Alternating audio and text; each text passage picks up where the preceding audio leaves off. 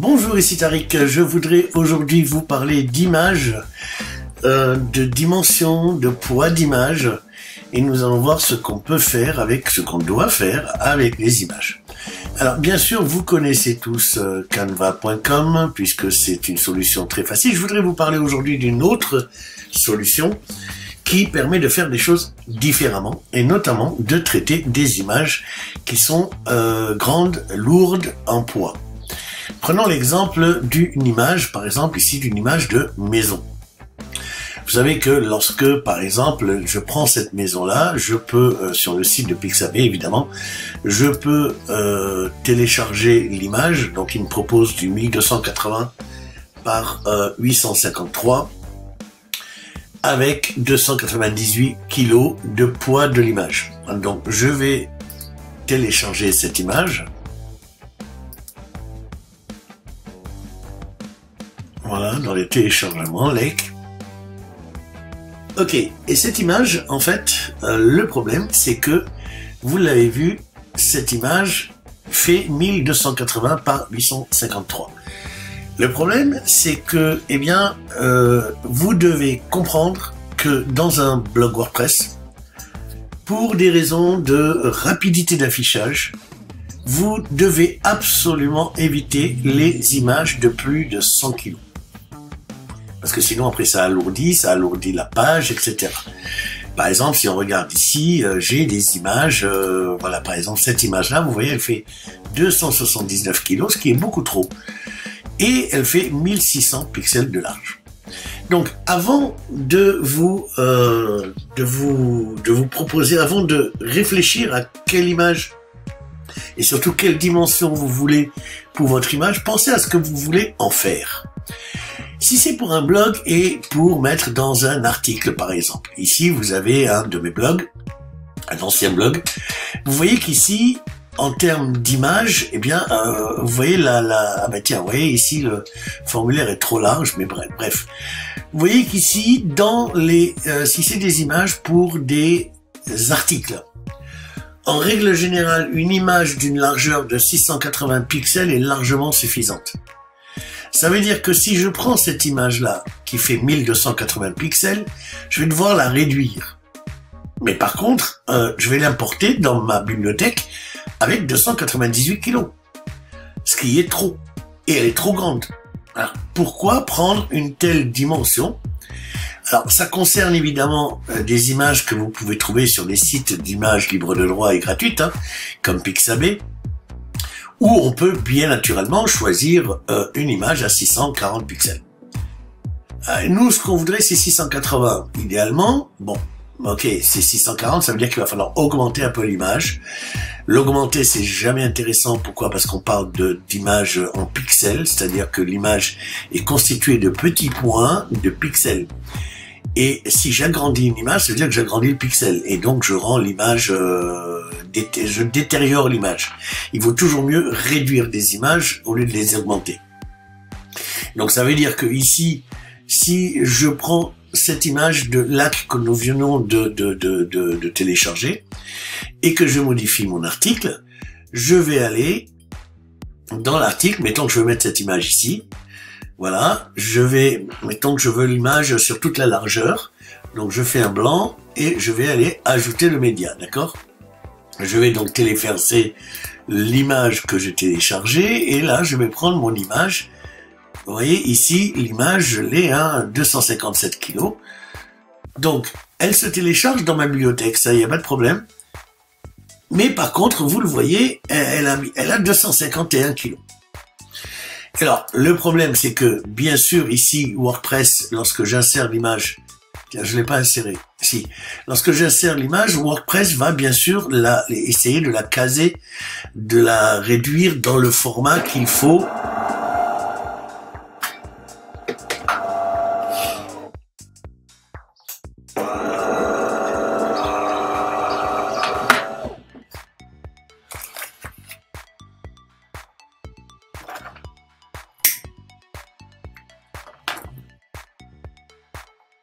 Là, par exemple, j'ai enregistré, et si je veux regarder la publication, on va voir qu'effectivement, l'image, elle prend sa place, d'accord? Parce que c'est WordPress qui va la redimensionner automatiquement. Sauf que il n'empêche que cette image, maintenant dans ma bibliothèque, si je regarde mon image, elle est effectivement lourde. Elle est trop lourde parce que c'est WordPress qui l'a réduite. Vous voyez ici l'image, elle fait 251 kg. Alors, elle est lourde. WordPress l'a réduite, donc pour vous, vous vous dites, bon ok, j'ai pas à y retoucher puisque WordPress lui-même l'a réduite. Vous le savez, on peut également réduire manuellement l'image. Bien sûr, en partant sur un côté comme ça, hein, on peut la réduire, il n'y a pas de souci. Mais ça n'empêche que si je mets à jour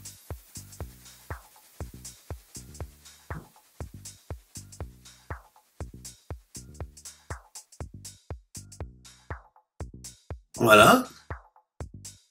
Donc, l'image est mise à jour. Donc, si on regarde la publication, l'image sera, comme vous le voyez, toujours de la même taille. Bah oui, puisque en fait, elle est beaucoup plus grande. Donc, soit je réduis manuellement et je la rends plus petite, mais de toute façon, même ce que je viens de faire en la réduisant, eh bien, la taille de WordPress, du thème WordPress utilisé, va de toute façon me donner une valeur maximale, une largeur maximale. Et ça n'empêche que malgré que je l'ai réduite, ici, si j'actualise ici ma bibliothèque, on va voir que l'image en elle-même n'a pas changé. C'est-à-dire que voilà, c'est pas parce que j'ai réduite dans l'article que mon image change. Elle fait toujours 1280 pixels et donc elle a ce fameux point de 251 kg. Alors, comment faire pour régler ce souci-là? Eh bien, vous allez aller sur Google et vous allez taper quelque chose. Il y a une alternative aujourd'hui à Canva qui est bien pratique. Et c'est la nouvelle version de Pixlr.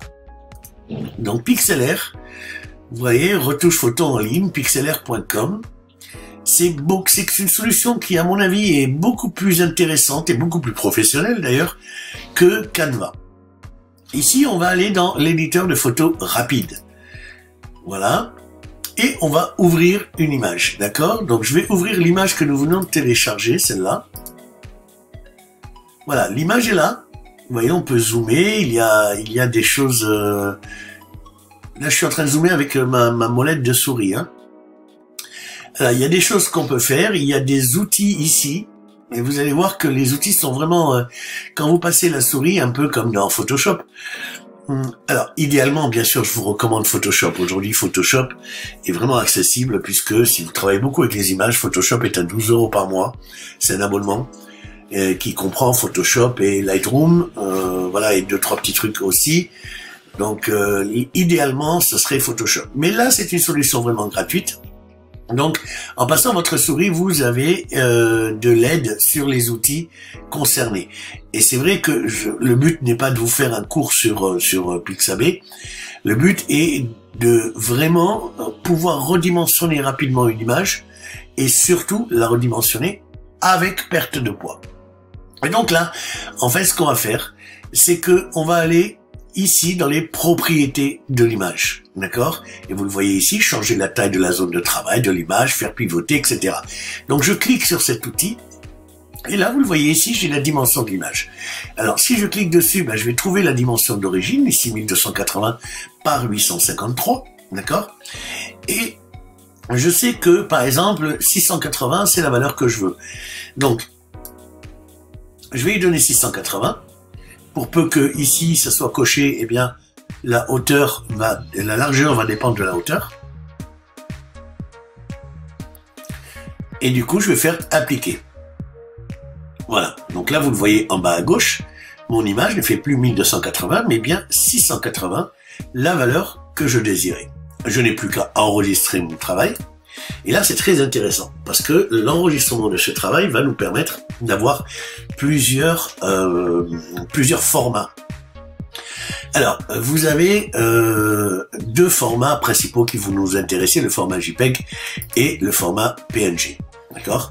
Alors, pour chacun de ces formats, et toujours avec la même taille, vous avez ici le size, c'est-à-dire le poids de l'image. Vous voyez que si je l'enregistre en JPEG, maintenant avec cette nouvelle dimension, eh bien, mon image ne fait plus que 95 kg. Et c'est exactement ce que je veux. Je veux une image qui soit à 100 kg minimum, maximum. C'est-à-dire, je veux une image qui ne dépasse pas, et idéalement, toutes les images de mon WordPress ne devraient pas dépasser les 100 kg. Alors, l'avantage du JPEG, c'est que on a une compression possible. La compression, c'est ici la qualité. Donc, ça veut dire que moins je diminue la qualité, et plus la compression sera élevée de l'image. Mais plus bas sera le poids de l'image. Alors attention, parce que plus vous baissez la qualité, plus la qualité de l'image baisse, évidemment, puisque l'image est compressée de plus en plus, et forcément quand elle est compressée, eh bien sa qualité descend. Cela dit, même si je mets une qualité, mettons, à 10%, on voit pas vraiment la différence sur l'image, on est d'accord? D'ailleurs, on va voir les deux images côte à côte. Là, vous voyez, j'ai baissé à 10%, ce qui me met l'image à 8 kg. On est loin des 100 kg, vous voyez? Donc là, je vais l'appeler différemment. Je vais juste lui rajouter, voilà, un petit underscore avant. Et là, c'est pas 1280, évidemment, c'est 680. Voilà. Donc là, je télécharge. En fait, j'enregistre, mais je télécharge sur mon bureau. Voilà. Et maintenant, je vais aller dans mon article. Vous allez voir, je modifie l'article. Vous voyez que c'est très rapide, hein, c'est vraiment pixelaire. Et encore, je veux pas vous faire un cours sur pixelaire, mais c'est une solution que vous devriez envisager, ne serait-ce que pour ce genre de choses. Donc là, je vais ajouter mon média que je viens de télécharger avec l'underscore. Donc là, il doit être... Ah ben, il est là, voilà. Alors, voilà mon image. Vous voyez que mon image, déjà, elle est venue sans avoir besoin de la toucher. Elle est quasiment à la même taille que l'autre.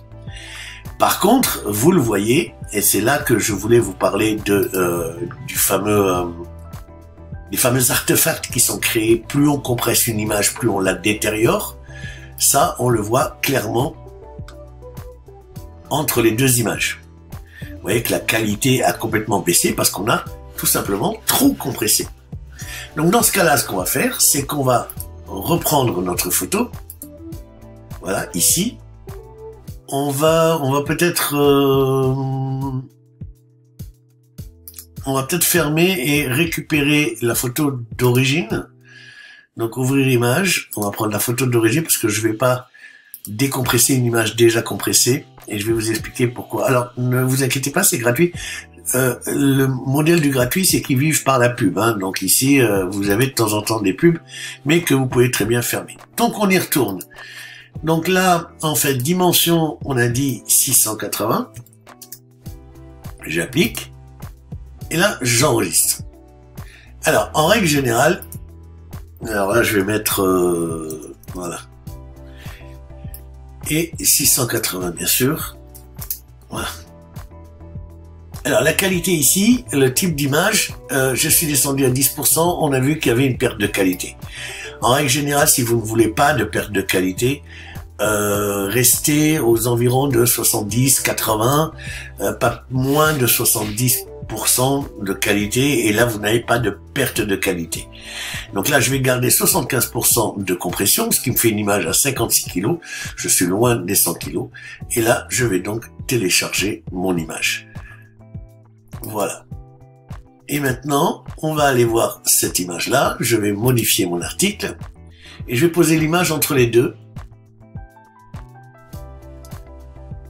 Pour voir la différence. Donc là, c'est cette image-là. Voilà, je vais mettre l'image entre les deux. Et donc, je vais aller téléverser celle que nous venons de faire avec 75%.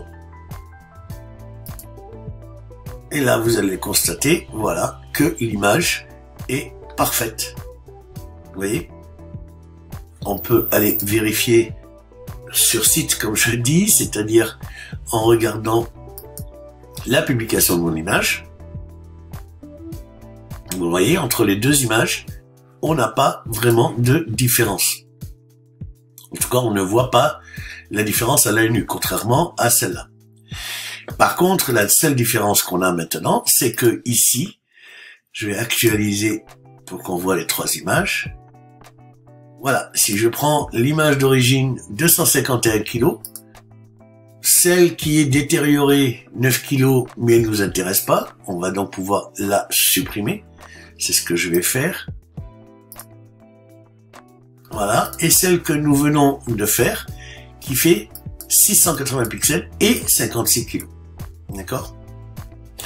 Alors, voilà la différence, si vous voulez, entre les deux images. C'est qu'une image, les deux auront le même rendu sur l'article, je vous rappelle. Hein. Regardez, ça, pour mon article de blog, personne ne saura quelle est la dimension réelle de l'image, à part de la télécharger, évidemment. Mais regardez la différence, c'est d'un côté, j'ai 250 kg, et de l'autre, eh bien, j'ai que 56 kg. Pour une image qui est la même sur mon blog. Et alors, quel est le résultat?